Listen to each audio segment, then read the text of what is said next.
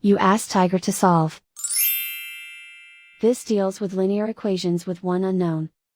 The final result is x equals 50 over 3. Let's solve it step by step.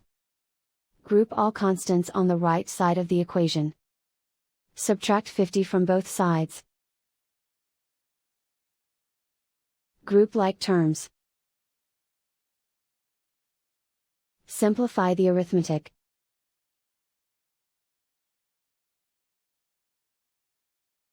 Isolate the x. Divide both sides by -3. Cancel out the negatives. Simplify the fraction. Cancel out the negatives. And so the final result is x equals 50 over 3.